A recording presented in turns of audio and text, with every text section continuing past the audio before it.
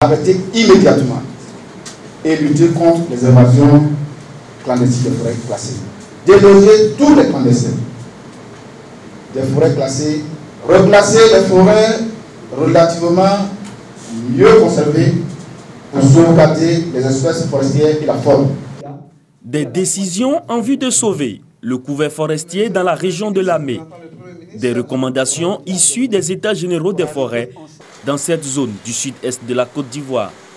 En moins de 25 ans, le massif forestier de la région a perdu 80% de sa superficie. Souvent, l'État est amené à intervenir sur des questions forestières à la suite de conflits.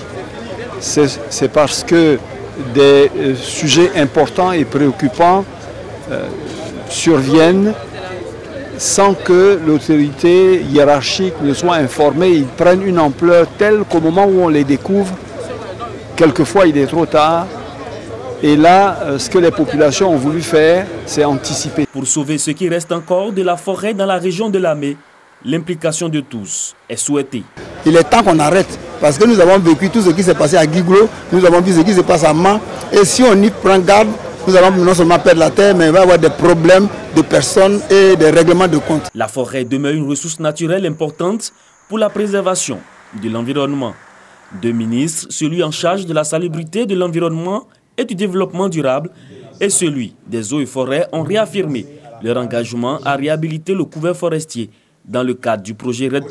C'est un mécanisme de réduction des gaz à effet de serre donc, qui constitue une démarche pour faire en sorte que, un, nos forêts soient protégées, mais deux, que les populations participent donc à la préservation de ces forêts par une éducation, une implication, des nouveaux comportements, de bonnes pratiques, des pratiques dans le secteur agricole, mais de bonnes pratiques qui tiennent compte également des contraintes environnementales et sociales. Les conclusions des travaux ont montré que la nouvelle politique qui va être engagée par le gouvernement est en droite ligne avec ce que veulent les populations.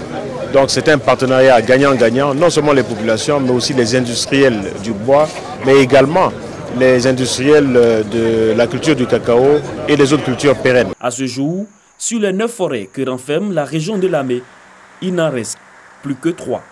Plusieurs organisations non gouvernementales dans la région ont donc reçu à cet effet des conventions de partenariat dans le cadre du projet RED+.